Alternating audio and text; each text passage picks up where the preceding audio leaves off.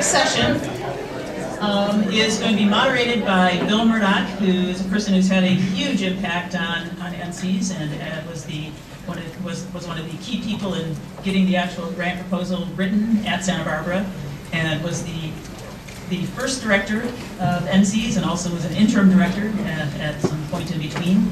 He also organized the very first working group, which was the one that Bruce was in the postdoc on, which was the Complex Population Dynamics Working Group, which sort of started off on a real theoretical direction.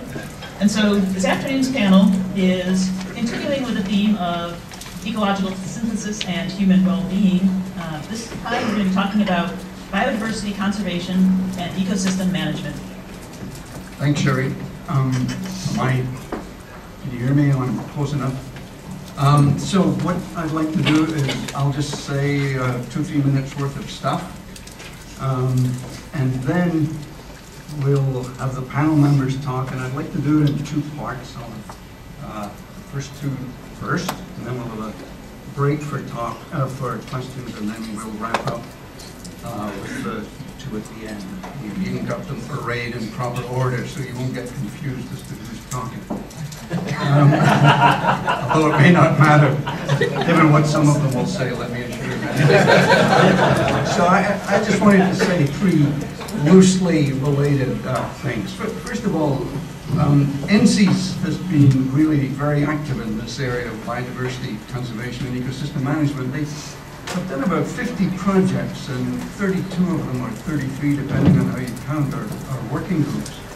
And it turns out that more than half of the working groups had a social scientist, an economist, or some other social scientist involved in them, and that was true right from the very start. It was true in the late 90s and in the early 2000s. I actually meant to say this before, Nancy, you said your thing about interdisciplinary stuff, but I think I disagree with you after having listened to the last panel. I think that NCEAS was interdisciplinary, and I haven't done the analysis, but my guess is it was interdisciplinary when it needed to be, and that when it wasn't, it wasn't. But I think it's got a fair history of getting other disciplines involved. And I just wanted to say on a personal note how NCEAS had helped me in my foray into conservation. So in the early 200s, I was on the board of the Nature Conservancy, and it's, let me say, a wonderful organization.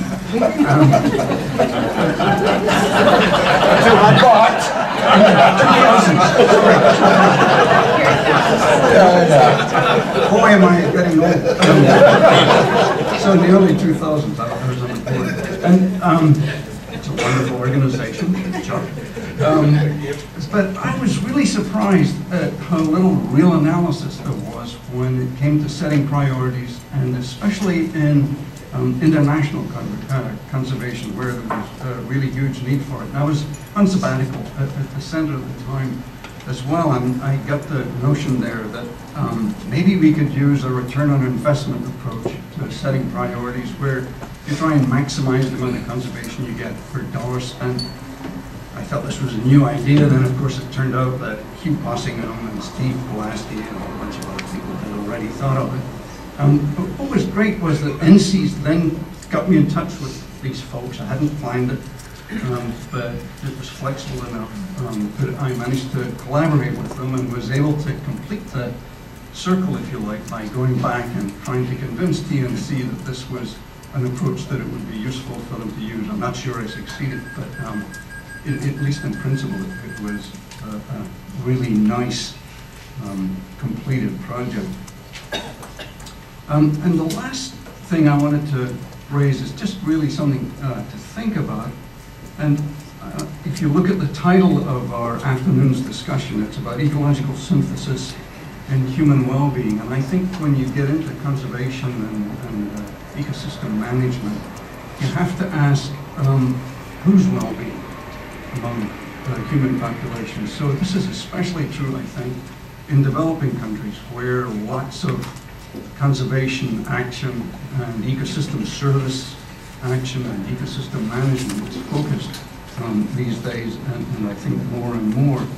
And often the attempt is made simultaneously to alleviate poverty, or the claim is made that this will alleviate poverty. And I think we really need to think very hard about that. The history of economic development is replete with well-intentioned actions that actually improve the welfare, the well-being of people who are already better off in these places, and not really the poor. And that's because economic resources, economic power, political power are really, really extremely unequally distributed in these countries. And when we intervene, we often reinforce these differences. And I think that's really an important issue. Steve Pulaski and Dave Tillman and several others were asked about this recently, and in response they said something that's absolutely true, which is, you can't maximize a whole bunch of things simultaneously. And you can maximize, you can try to maximize conservation by using ecosystem services, but you probably can't also maximize the alleviation of poverty. That's true, but whatever you do will have a distributive effect. And I think that we need to think about what that distributive effect will be before we go marching in there, or as we go marching in there. We're going to go marching in there. Okay, so I'm done. And our first speaker is Jeremy Jackson. And the meta-analysis of historical impacts of people on marine ecosystems that Jeremy and his NCEAS group did had a huge impact, and Jeremy's not going to talk about historical analyses and meta-analysis in general. I guess. Which there will be almost nothing to say. So I didn't know anything about NCEAS, and it was when it was being formed, and I was living in Europe at the time, and Jim sent me an email and asked me if I was interested in joining the board, and I didn't really see what I had to offer. But when I got here the first time, I sure as hell saw what it had to offer me, and that was that for a long, long time I've been interested in what I view as the ahistoricity of society in general, which extends to most science. So except for the specifically historical sciences like paleontology, which is actually what I'm trained as, we tend to view the world the way it is today as if that's the only thing that matters. And our whole science of ecology actually developed from a perspective that all we needed to know is the way things are, the way we see them now. So I want to talk about that a little bit, and then I want to talk about how the work we did here, I feel, couldn't have been done in any other context. And so therefore I think that NCEAS played a really vital role in the development of what I would call historical ecology in general. And if I have time, I'll talk about meta-analysis a little bit, which is sort of a peeve of mine. So, I mean, we really are ahistorical. Look at the American public, look at our political memory and all the rest of it. We have an enormous shifting baselines problem in virtually everything we do. And in ecology, that extended to treating the present as natural, and the past is irrelevant because you couldn't do an experiment on it. That produced a kind of science, if you think about it. Ecology began really as a modern science in the 19-teens or 20s, people like Tansley to Elton and whatever. A science which was dedicated to the study of a world where for the first time in 60 million years there were virtually no large animals. I mean, the entire science of the ecology of grasslands and the oceans of coral reefs was developed for systems essentially devoid of anything that weighed more than 100 pounds, and that certainly didn't play the roles that they did. And you know, Peter wrote a paper a long time ago about how virtually all papers published in ecology were on an area smaller than a square meter.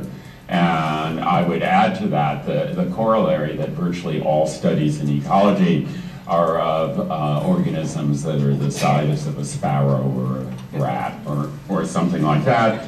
But that's not how the Serengeti works, and that's of course not how virtually all ecosystems used to work. Fishery science was operating with baselines that were really grossly shifted from the way they had been. Textbooks of biological oceanography displaying apex predators as sardines, copepods, or maybe a mackerel. And the entire field of coral reef ecology, modern coral reef ecology, began in the Caribbean on grossly overfished reefs where a large fish was a damselfish, 2 inches long. So the group that I had here, I think it was called the Marine Records Group, was just designed to address that, to ask the question, if we think about the oceans, how did they work before we came along and had the kinds of effects we did? And the purpose was not to wallow in the past and you know, get all sentimental and that, but to ask to what extent our ability to respond in the future was compromised by our ignorance of the way things used to be and the trajectory that had taken place. And I got into this because of coral reefs, and I think it had a very big effect on our perception of reefs. One of the consequences of the group we did was to focus on the few places in the ocean that, because they were way out of the way, people had not gotten to yet. And you know, jumping in the water at Kingman Island in the Northern Line Islands is like going back 100 years in time. It's extraordinary. And just having that experience, which tended to verify the kinds of things that we had found. What was even more important was that when you went to these places that people hadn't managed to overexploit or pollute, they seemed to be extraordinarily resilient to climate change. They were extraordinarily resilient to disease.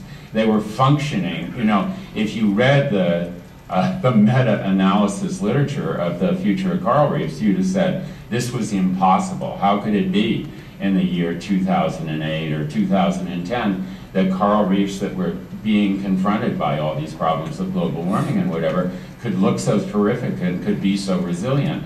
And the answer seems to lie in the fact that they have not been as used for as long as they were. You know, the ecology of underfished reefs is sort of very, very interesting, and that extends to just about everything I can think of in the oceans. In terms of practicality, the realization that our picture of how coral reefs work was totally distorted by a lack of historical perspective has led to a lot of initiatives, has utterly changed policy in Australia in terms of the management of the Great Barrier Reef. And something I'm involved in right now, the Global Coral Reef Monitoring Network, also is using that historical perspective. The working group I had was really very, very fortunate, and we were very productive. And I guess I'd just like to underline the fact that an investment of something on the order of $150,000, which is nothing, right, in an NSF grant, produced 4 science papers directly with a humongous number of citations that didn't just get read by scientists, but that also had real effect on policy. The last of those papers are U.S. coral reefs on the slippery slope to slime ? Forced a reevaluation by NOAA of its coral reef policy, and some of the stuff that we were doing actually really went viral. We heard from Jane last night about a lot of other similar kinds of groups that had those kinds of receptions, and I would say that a real tragedy if NCEAS disappears is that it emerged as a platform for a neutral and objective assessment of vast amounts of information that couldn't be brought together in a logical way in any other way. And we have seen real positive consequences of those efforts. Neutrality, of course, requires vigilance against agendas, but I think that NCEAS isn't in any great danger of ending up like the Heritage Institute.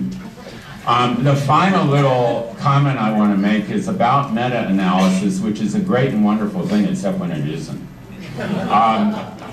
In fact, our paper was not a meta-analysis. It had a two-page. I never accused you. Yes, you did. But it had a, it had a two-page table of a zillion studies and what happened before and afterwards, and that allowed an examination of exception.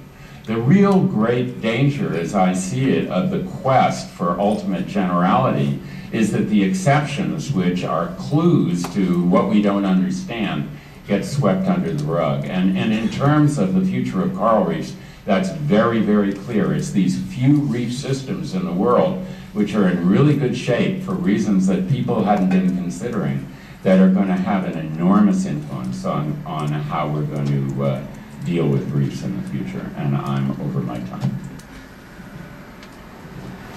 Our next speaker is Camille Parmesan. Camille is well known for her research on current and not historical, but current impacts of climate change on a huge range of species.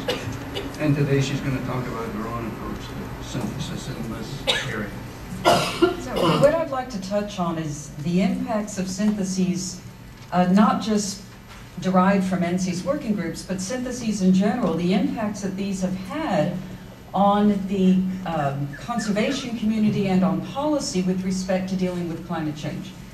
And the kind of syntheses I'm talking about are quantitative meta-analyses, that's part of it, it's got to be part of it, but also very deep, rich synthetic reviews, but very empirically based. And both of these have been very important in shaping, particularly the conservation community's response to climate change.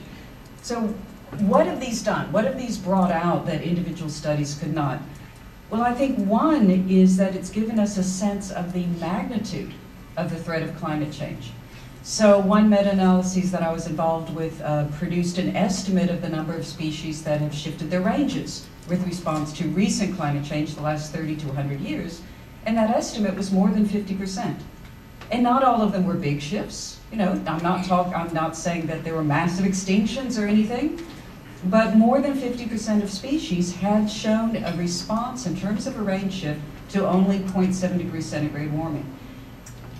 That surprised everyone, including the people who did the meta-analyses. We weren't expecting a number that big, and it had a big impact in convincing people who weren't themselves seeing responses in their own nature reserve on their own endangered species, convincing them that this was indeed something they needed to consider.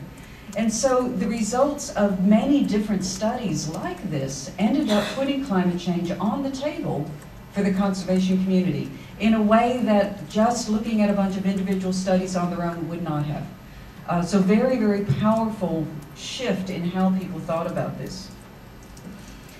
The new meta-analyses that are being done are much more sophisticated than what we did even a few years ago because of many more data sets, better geographic coverage, a longer time series.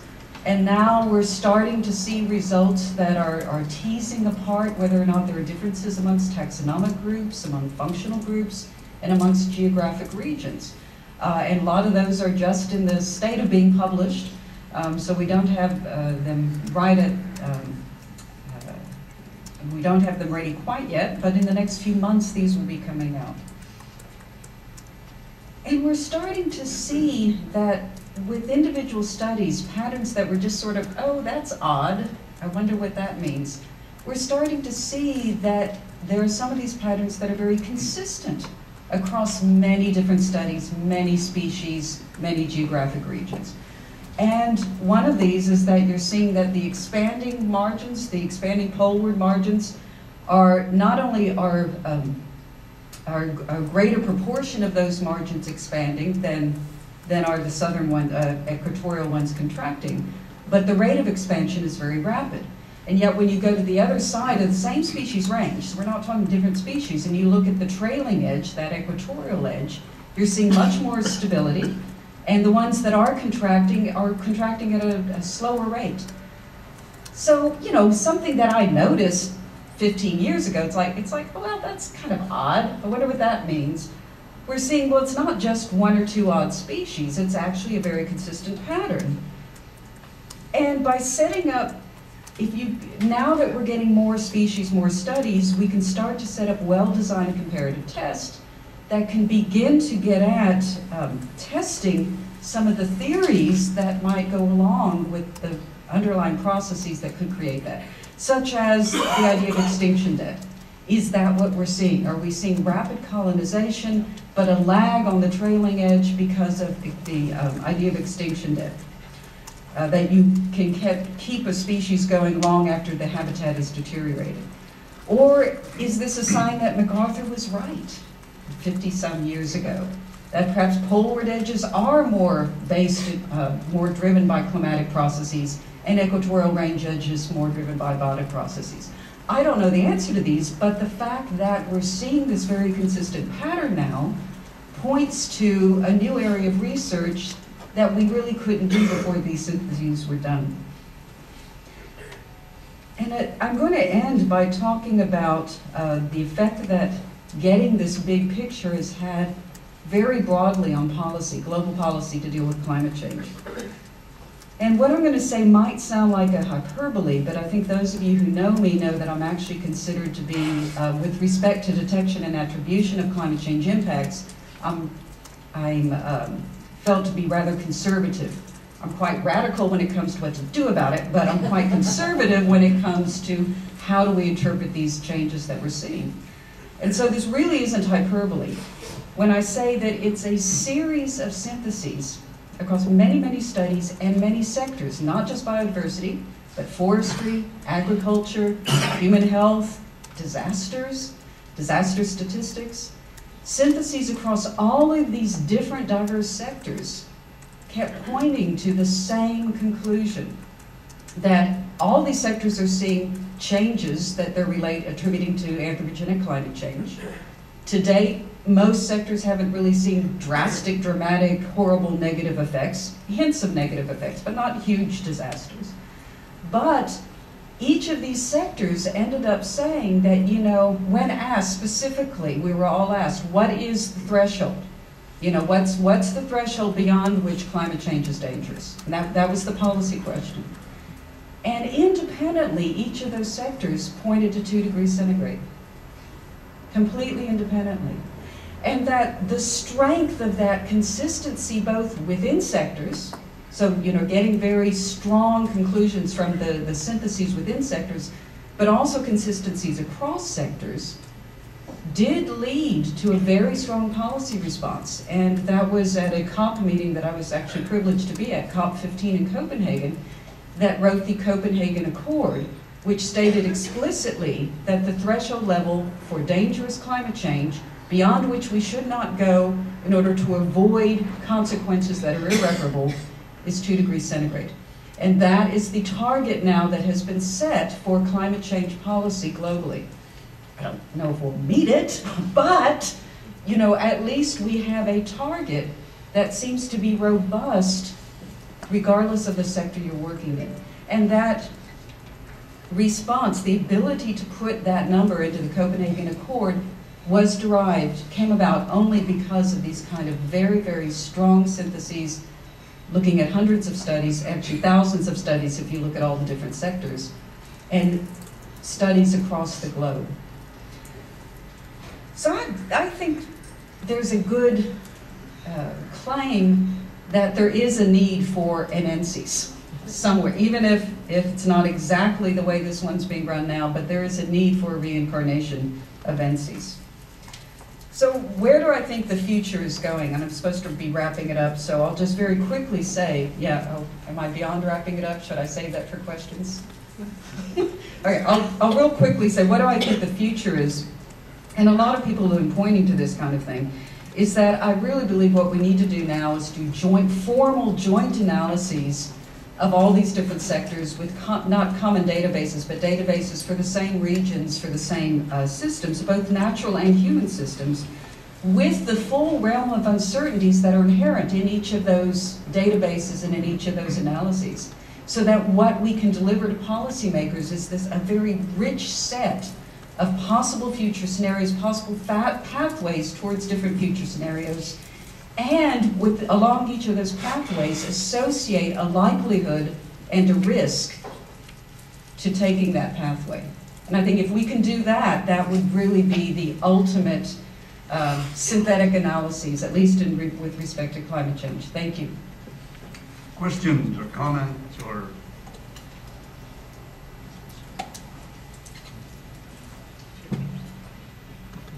No, nobody's got a question. I got it. So, There's a hand up, Bill. Okay, quick. So, oh, I don't need mics. Okay, I can just rip it.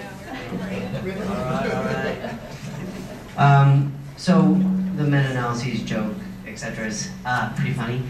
Is there any evidence from these kind of endeavors that just systematic reviews in general have inspired these kind of changes that you've described? So it's neat when we look across all these data sets and find these, surprising biological effects or ecological responses that we didn't anticipate when we look at individual studies. But have we had similar kind of epiphanies just looking at reviews in general or narrative reviews? In terms of what I was talking about, I think that hardcore numbers were very important, and those are from the quantitative meta-analysis. So there's a huge amount of value in doing very rich syntheses that aren't quantitative. I'm not saying, and I do them myself, but in terms of affecting the policymakers with respect to climate change and coming up with that 2 degrees C limit, we needed some hardcore numbers. Matt. Yeah, this is Matthew Leibel. I'm thinking a little bit about these questions, of course, are fascinating for 2 reasons. One of them is their implications for human conservation by humans. But the other one, to me, that's also equally fascinating is their implications for how well we understand just basic ecological theory.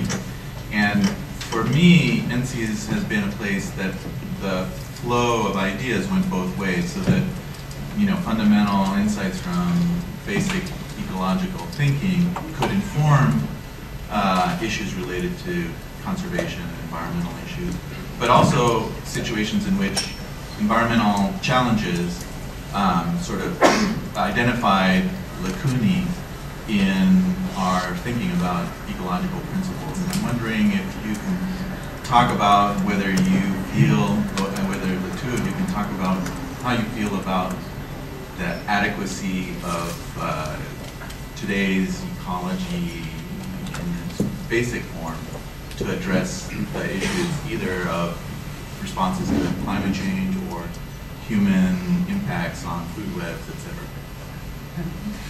Well, so it's interesting that you say that, because I actually strongly encourage my students to get their hands dirty in the field and not do a dissertation that's straight meta-analyses or straight modeling, because I think that intuition about a real organism and a natural system is incredibly important for any ecologist. So, having said that, I think what we're seeing, even though we've got these big patterns, and they're very powerful and they do influence policy a lot, when you come down to, especially in terms of conservation, what do we do about it, you do start looking at the exceptions, the idiosyncratic nature of responses across species, very similar species, very similar habitats. One's moving northward 200 kilometers, the other one's dead stable. Why?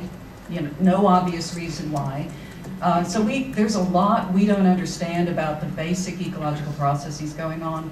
And I'm the first one to say, if you're trying to plan something very specific for a specific endangered species, say, I would use your intuition from your field work rather than sort of the big picture patterns from these global analyses. Does that? Yeah, so, our whole understanding of food webs in the ocean was really pretty off base. It was in the first edition of Odom, but it was forgotten that food webs, that the ecological pyramid can be upside down in the ocean because of the phenomenal difference in the generation times of the organisms in the open ocean. We forgot that. And then people started to go to these few places and discover that it was possible for 70 or 80% of fish biomass to be apex predators.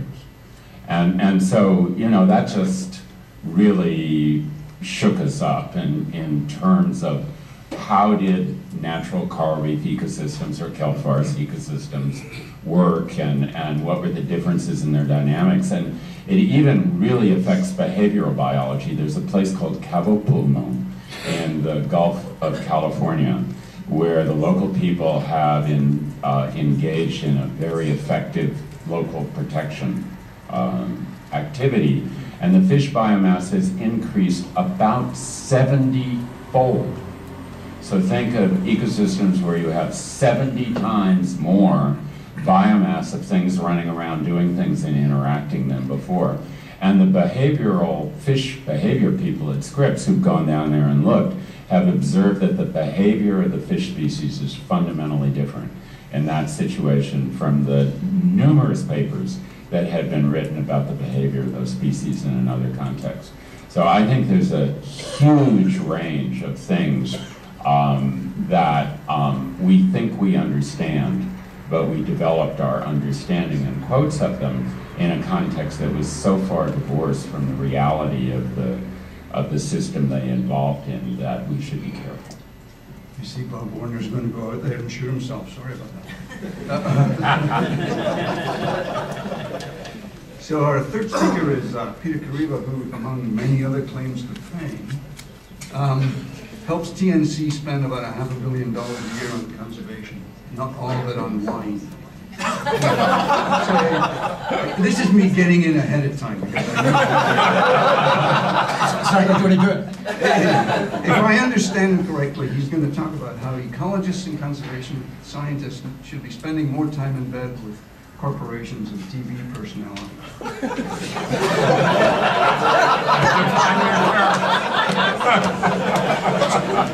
So you know the story Bill told you, which was one of the few true stories he said about doing return on investment? He did, but let me finish that story. So he did this beautiful analysis on return on investment. Then picture this Marxist professor going to the board of directors for the TNC and Hank Paulson, CEO of Goldman Sachs, and telling Hank Paulson, I'm going to tell you how to get a better return on investment. Which he did. And in spite of that, science survived. But barely. So I just want to quickly say that, that NCEAS, two of the very cool things that I thought about NCEAS early on was the willingness to take wild-ass risk. And that's code for having Jim Richmond as director. The second one was there were a lot of young people that were committed to making a difference in the conservation arena. And think of the habitat conservation plans, the marine protected areas, and so forth. And that's a powerful legacy. Now I want to move fast forward that. And I want to speak like my good friend Sarah Palin. So how's that government thing going now? How's that public funding thing going now? And in spite of what Camille says, how are those international treaties going now? Okay? So I'm going to sit here and argue that NCEAS 2.0, one of the things that it's going to do is deal with the real strong interactors of ecology. And that's major global corporations. Major global corporations, I'll just pick a few. Cargill, why would you pick Cargill? I mean, we work with Cargill, Nature Conservancy, we work with them scientifically. Cargill and a few other companies, just two, handle 70% of the soy coming out of Brazil. Anybody interested in biodiversity has to deal with soy exports and land conversion for Brazil. Perhaps one of the best levers for that is working with Cargill. Second one, Rio Tinto, evil mining company. Rio Tinto right now has leases, and they're expanding them, leases that cover an area the size of California. That's a strong interactor. And you reach them, and they could do something, unlike, government. Another one would be, Dow Chemical, which we work with. Dow Chemical, world's largest chemical company. We're working at a place in Freeport, 15,000 employees, the largest chemical plant in the world. Okay, so what are the scientific questions that arise for NCEAS 2.0? Well, NCEAS 1.0 was asking questions about, I would call, sky is falling. And sky is falling is fine, because you got to know that first, so you don't have to duck. But once you figured that out, what these companies are asking for and this is geek speak, but in this audience I think it'll make sense, is basically optimizing along a trade-off frontier. They want the science to help them optimize along the trade-off frontier. That's significant in deep science. Let me tell you another thing that those companies are interested in. They want their jobs easy, predictable, transparent. NCEAS 1.0 was about globally relevant and accessible databases, Helperns, the thing that keeps flashing up here, which is incredibly useful. But NCEAS 2.0 will be about globally applicable tools and models that have to be able to be transportable and go around and help those companies make scientifically credible decisions.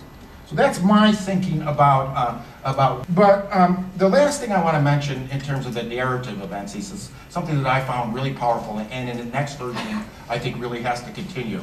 You've all heard the bit about the working groups and interdisciplinarity and all that stuff. But there was another feature of it that I recall from the postdoc days, and I would say it was a little bit like, I've only read about Bell Labs, and I have friends from McKinsey, but it was really a marketplace of ideas. This just tells you how I've gone over to the dark capitalist side. But it really was a market. What really happened was you had tremendously bright postdocs that would talk among each other. There'd be lots of working groups going through, and they'd latch on to the best ideas. They'd latch on to the best ideas and contribute them. And that part of the story doesn't get told that much, and I think that has a huge amount. Instead of just programming in the staff assignments and programming in who's going to work on what, that sort of marketplace of ideas and having them sort of glom on to things that just captured their excitement had an awful lot to do with the success of NCEAS. And lastly, is Pete Peterson here? I want to remind you, Pete Peterson, that I've certainly grown up, because what could be more grown up than selling your soul out to capitalism? That's it. As always, I'm under time. So our last speaker is Mary Ruckelshaus, and Mary has long worked at doing research, but also in the interface between research and its applications. And today she's going to talk about that activity, the consequences of academics interacting with practitioners. Yeah, okay, thanks, Bill. I thought I was going to be the oddball here, but I forgot about PKB. So what I'm going to do is tell you three things about how working. One thing the great thing that NCEAS has done, and I think it can definitely do more of in 2.0 mode, is get these strange bedfellows together. So get academics together with practitioners. And it's really where this creative juices start flowing and people start coming up with amazing solutions. So I'm going to start with my first point is what academics have to offer to practitioners. So I'm thinking mainly governments and NGOs, could be private in the future. I don't think it's been a whole lot of private sector people here. It would be fun to hear if there have been. So one catchphrase that has come out of NCEAS work that is prevailing, it's prevalent in the NGO community now, is evidence-based conservation. So the simple way of saying it is prove it. So basically there's been a lot of, or what Ray Hilborn has called faith-based fisheries. There's a lot of assertions that happen in governments and NGOs. And partly it's because they don't have the luxury to test what they say, but partly it's just for political expediency. And I think what NCEAS has done in bringing in this data-driven, empirical, evidence-based approach is really, really huge and had an amazing influence. So Peter mentioned the HCP distributed seminar. So that was one of my first jobs as a faculty member. And I was at Florida State, and Fran James and I were the faculty from Florida State. And Peter was part of it. There are a lot of people in this room part of that. And it was tense. So it was the U.S. Fish and Wildlife Service helping us analyze their HCPs, their habitat conservation plans, and look at the science basis for those plans. So it was getting at evidence-based proof that these were actually, were they, as stated, going to help recover those species or avoid them from being listed. It was very touchy discussions early on with those players, the recovery planning group that followed. was really similar. But in the end, there was a lot of agreement that came about from the rigorous analysis. These grad students over 10 or 12 institutions put all of the data that were literally in microfiche into computers, and we analyzed just huge data sets that came out of that. So that's an example of how academics brought this empirical-based approach into government science and really helped them understand what are we doing. They didn't even have maps of where all their habitat conservation plans or recovery plans were for which species. So very basic stuff, and now they've got it all in databases, and the rigor and what they're tracking has improved greatly because of what academics bring to practice. You heard about Jane last night talking about the Marine Reserves group. Jeremy just talked about his group, Camille. There have been a lot of examples. Drew talked about that for disease earlier. Okay, so the second point is the other direction. What really interesting, pressing, and relevant questions can come from practitioners that then challenge academics? So Matthew, you just asked this about the Lacanian ecological theory. I think there are lots of examples of this. One of my favorite ones was Mark Bergman's working group called the Extinction Risk Working Group. And this was looking at how does everything from very quantitative, rigorous extinction risk approaches to expert-driven risk assessments and everything in between. How do the ranks or the relative assessments of risk for species compare across these completely different methodologies? So there was a competition that was run online for people to try to estimate extinction risks of a whole bunch of different hypothetical species of databases we put up there, and a very good treatment of expert judgment assessments of risk, and then some standard PBAs. And it was really interesting that the ranks of an expert judgment process that was done well and the very quantitative PBAs were very comparable. Helen Reagan's in here, she was part of that group, Hugh. The interesting thing was Jamie Clark at that time from the U.S. Fish and Wildlife Service came to our working group because they have these impossible tasks of trying to do triage on hundreds of species that are listed as candidates on the endangered species list. They have to somehow sort through them all. They have to make sense of it, and they don't have the capacity to do PBAs on everything. So they use some of the lessons from this working group to help them develop a triage strategy for how to move through hundreds and hundreds of species on their list. And if you guys can catch Mark now, he just came before he was here from he's doing some consulting with the Defense Department, and I think he'd have to kill us all if he told us what they're consulting on.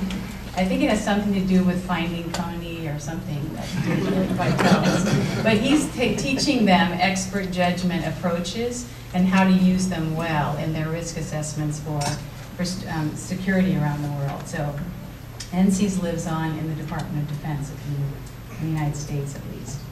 Okay, and my final example is really how this academics and practitioners working together can make real magic. And it's similar to Peter's point on this case. It's really the young scientists. What I see happening is that the young scientists in these working groups, they basically realize way before us old fogies do that not everybody on the other side of your institution or your sector is an idiot. And there actually are really smart people and funny people and committed people. And that I've seen in every working group I've been in that has had these diverse practitioners, people crossing sectors. So I've seen academic scientists go into government. I've done that myself, a lot of people in this room have. And especially this young cohort coming up, is that there's this seamless move between NGOs, academia, and government science, and you can move back and forth. So if you leave academia, you can actually come back in after having circled through those other institutional types. And I think that alone as a legacy of NCEAS is huge. I mean, that just the appeal of smart people working on problems from a different lens and showing that scientists, young scientists, can go work in those different sectors is a really important gift that NCEAS has given. And then finally, I'll just close with saying that don't underestimate. So I think private industry is going to be a huge client or audience for ecology in the future. The medical field has already been, as Les Real and others talked about earlier. But in my experience, and I don't know if, I think Jane had to leave, but government needs ecologists and something like NCEAS where you can have these neutral brokered places to talk for two reasons, and they're going to need it even more in the future. And they need it for political cover. So if a government agency or an NGO or a private company might have an idea about what they want, so for example, when Jane came into NOAA, she had to review the operations of all the dams on the Columbia River system that had just been performed in the administration before her. She, of course, being smart and who she is, knew that there were a lot of problems with that Columbia River hydropower operations plan, but she couldn't say it herself, and she couldn't get her NOAA scientists to say it. So she convened a group, which included people in this room, a lot like what NCEAS does, and asked that group to review this plan. So that gave her cover. She didn't have to say it herself that I like this or I don't like it. And the second thing it gives them is capacity. So government agencies are out of money. It's getting worse. NGOs are hanging in there. Private companies are going to have more, but no one has enough science capacity and new turnover coming in. And that's what a place like NCEAS and the working groups that we bring can really offer to these agencies and institutions that can't hold their own scientists because of funding constraints. So I'll stop there. It's supposed to wrap So up. questions for the latter two?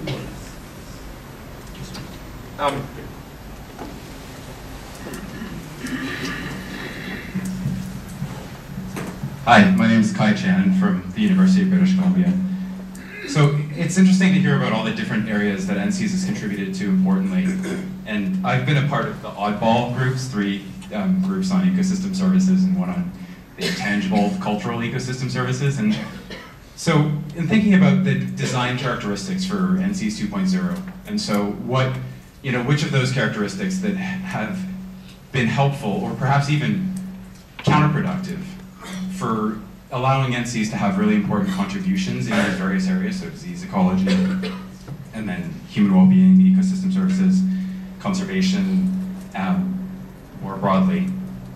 I'd be interested to hear what your thoughts are on which of those design characteristics were helpful and which of them were perhaps even not helpful for particular subfields. So, my one contention was with some of the more oddball groups on ecosystem services, because it was kind of cutting edge, I think that some of the restrictions on no new data, although helpful in forcing us to assess what really was out there, were actually somewhat counterproductive for the potential for setting up a framework for the kinds of data that we would collect if we wanted to enable long-term kind of analysis and synthesis. But I'm interested in hearing the panel's thoughts on that.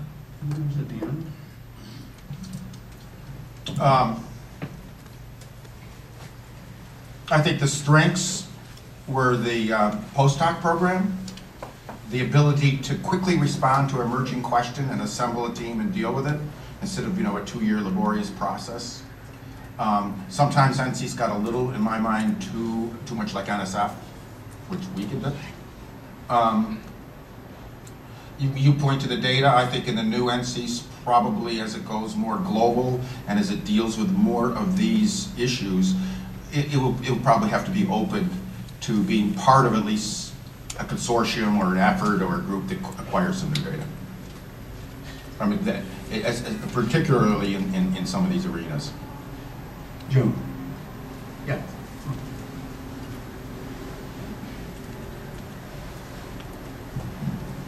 Hi, thanks. I'm Joe Duff-Gordon. I'd like to mention a point which I don't think has been brought up yet, which concerns synthesis. And for me, the virtue of NCEAS 1.0 was the open-mindedness and positive atmosphere here, and the culture of inquiry. And I ran one of the very first working groups at your invitation, and it was on ecology and economics and brought a lot of economists together. And then recently, while I was still at Stanford, I also organized a working group bringing political scientists and ecologists together. And the experience is one that I can relate. Oh, now the objective of both of these was conceptual synthesis, not data synthesis. And we wanted to take ideas from both disciplines and put them together. And the consequence was that we as ecologists learned a lot. We reached out to these groups and absorbed a lot. But for the most part, the disciplines that we engaged didn't take back a lot of information from us, a lot of conceptual information. Now, occasionally in some other areas now you can see ecological jargon or sometimes evolutionary jargon being used, but rarely concepts. And I think the reason for this is that the different disciplines we engaged with had different definitions of academic progress. And we had a very clear idea of what we wanted. And it didn't mesh with what the research objectives were of the other fields.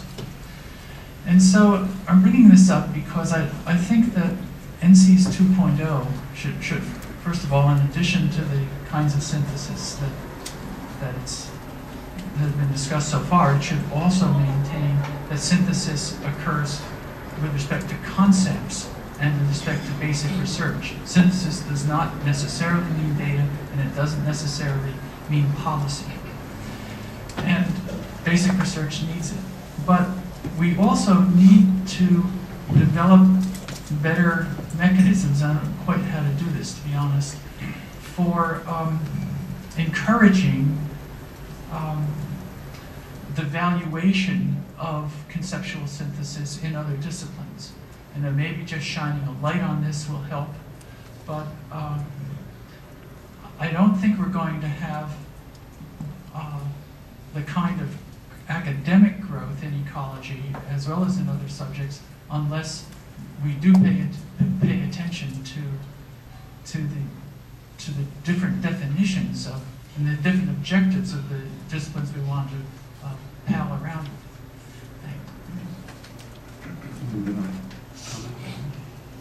Yeah, I'd like to make a comment on that. I think that's one of the most difficult tasks of multidisciplinary science, is that whenever I've worked with a completely different discipline like economist or a psychologist, it's taken me a year just to get to where I can talk to them and they can talk to me. And so that's I think, a huge hurdle and one which I'm not sure I have an answer for other than just allow enough time.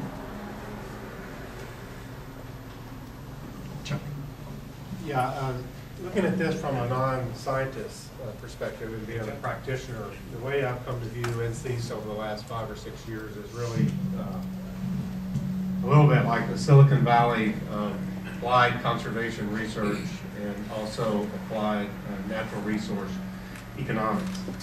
And I think this is Bell Lab and the ideas is part of that, because in the NGO world we develop and we settle on best management practices, and then we go out and we keep doing them. We never have time to think about what the new thing is. We never have time to think about what the next practices are. And so I think this nexus with NCEAS and spin-offs from that have been very powerful. And I think, as I think Pete said in the first group today, this confluence of conservation, applied conservation research and natural resource economics has given the NGO community a very powerful tool. When I go to extractive industry and I can talk to forestry or timber or fishing or mining or energy people and say, we want to work with you on how to improve your economic and environmental performance, then it gets their attention. If I go to them and say, I want to improve your ecological performance, they're going to say, not again, we've already been through this. So I think that's very powerful. And then lastly, I just echo what Bill said. You know, if you look at the Coral Triangle in Southeast Asia, there's about 12 million hectares of marine protected area. And the fisheries are going to hell in a handbasket. So what we're trying to do in Indonesia now is just to turn it on its head and approach the communities and the resource users with fisheries economic development projects, and then try to slot in the conservation gains and the benefits into that. So it's a whole different approach, and I think that's what Peter was alluding to. And I think NCEAS 2, if it could step up some of the natural resource economics and work with industry, it would be very good. Chuck, would you pass it back across the... So Jennifer Balcham, I'm a current postdoc here at NCEAS, and in my spare time I burn little bits of the Amazon to see how fire and frontier fire is threatening an incredibly large carbon store. And I'm doing that on the ranch of Bladrumaji, who is the largest soy producer in Brazil.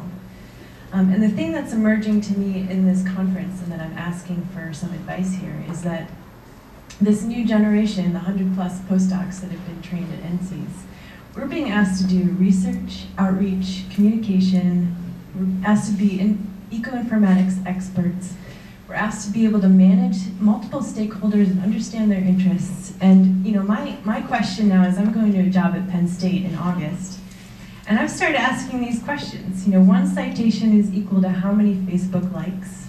One citation is equal to how many thousands of participants in some brilliant citizen science scheme that I dream up? And how many millions of people do I have to reach on public television?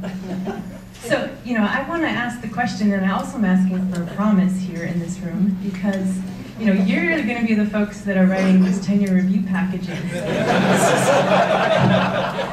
And I darn well hope that you are considering, you know, you've got the cusp of the, you know, the cream of the crop at NCEAS, the people who've been, we get these things, we get these issues, and we really do want to push forward, but we, you know, we need your help and encouragement along the way to do all this stuff. So, just a comment and some advice, please. Ask Otto Jones. I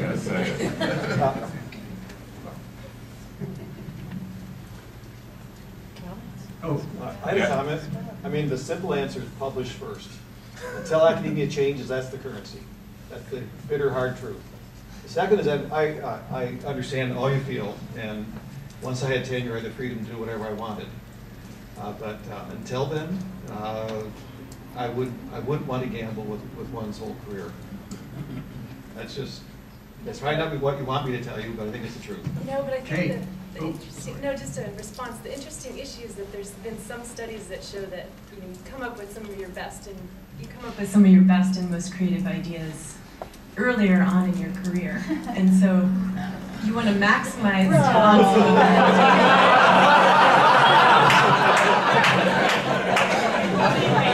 Not pointing any fingers. Gross and then Hugh. So I want to make a comment to what Jennifer said, but then also ask a question to the panel. And I think frankly, Dave's right. Unfortunately, the academy is like a corporation. It is not quick to change. It is looking for the metrics it knows right. That said, however, I think if you take advantage of the network you have become a part of as being part of NCEAS and use that network to help you accomplish. You don't have to alone be on NPR and be on Facebook. There's a network here, and I think you represent a generation of people that had that network the way my generation did not, because of both the technology and because of the experience here. So use the network, and I will be glad to help with that. But my other thing is I want to respond to Peter. I'm so delighted to see the evolution of your politics, but yet not your personality. and I say this because I have come to much the same view you have recently, that if we continue to ignore those participants, those stakeholders who really can make change and continue to just publish in our own world, the things that we want to have change won't. And some of you may know there's a conference going on up the beach here in a much, maybe not as lovely, but perhaps a little bit different scale of service, though I've had a wonderful night here, that there aren't academics at that. There are people from major corporations, there's Bill Gates, there's movie stars, your kind of people.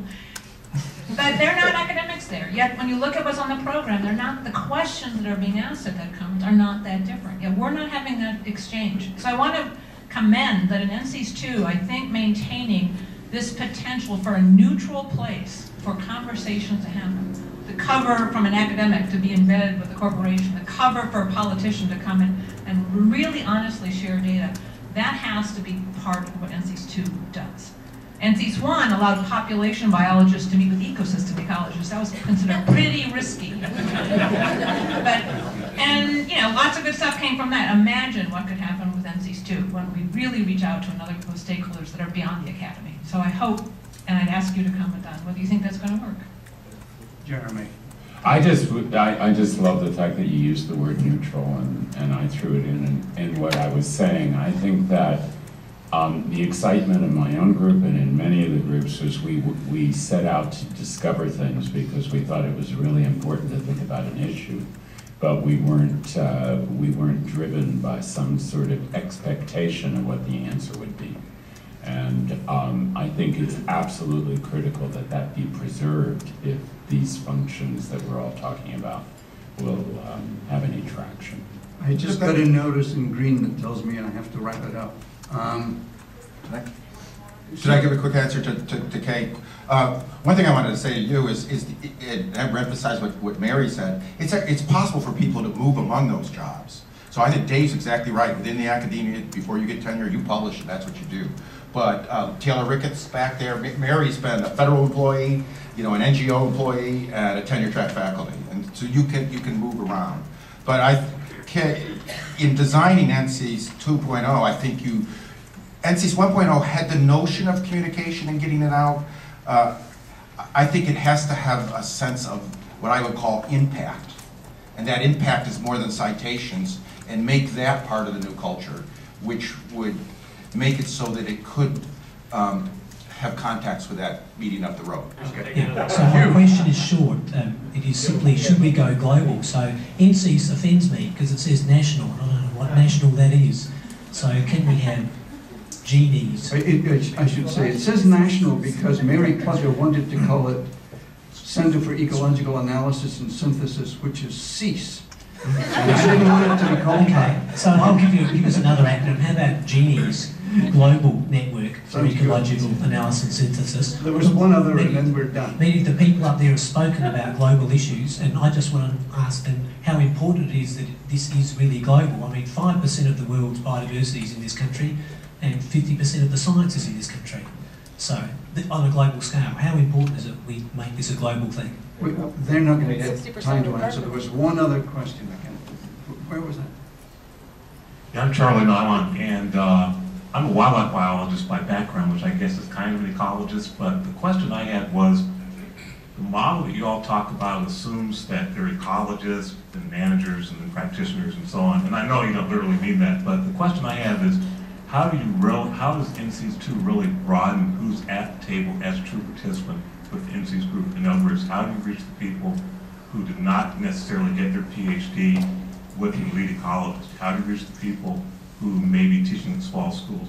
How do you reach the people who teach at tribal colleges, at HBCUs, at all those kind of institutions who are ecologists, are trained as ecologists but aren't coming here? And the reason I asked that question was that when I got a working group and was involved with that, I told my dean, he said, what's NCEAS? Actually, not my dean, my director of the School of Natural Research, what's NCEAS?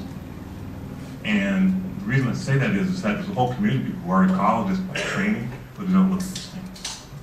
You know, Jim Richmond should say something about that because there's been a huge number of non-ecologists at NCEAS. Jim, can you take a second to summarize all these numbers that you have in your head? I mean, it's, you know, there's a huge non-ecology component to NCEAS and small schools. These are ecologists. They're just not, you know, big numbers. It's about 30% or 32%, as I remember. This is from years ago. That were well, it's 45%, 46% were non-academics. And among those, there was about 32% that was NGO or private in some way.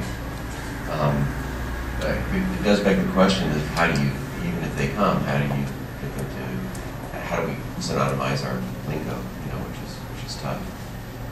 The question about the breadth of participation is hard because clearly NC started out as a science you know, an NSF science institution, a national institution, and we couldn't have called it. It couldn't have been called the international or global. NSF would have allowed that. And as it expanded, you know, it took on other responsibilities. Matt, I mentioned this morning that informatics wasn't part of the original goal, and yet that's become a major source of funds. And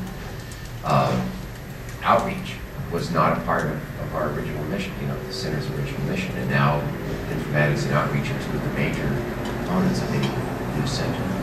So it's had to kind of tack these things on.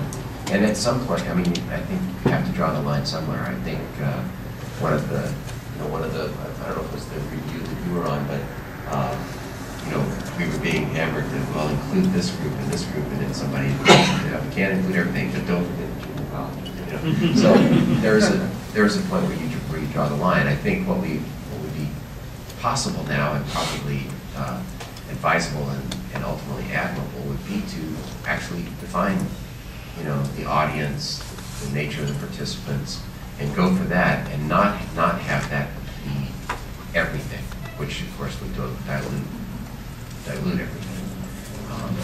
But anyway, I think NCEAS is in the land of big numbers, so it's been around a long time. So almost everything looks good, looks pretty good. You know, number of publications, number of percent of, you know, number of this and that. But you know, part of that's just because it's been around a long time and has maintained a diverse portfolio. Thanks, Jim. We will finish now. Thanks very much to you guys.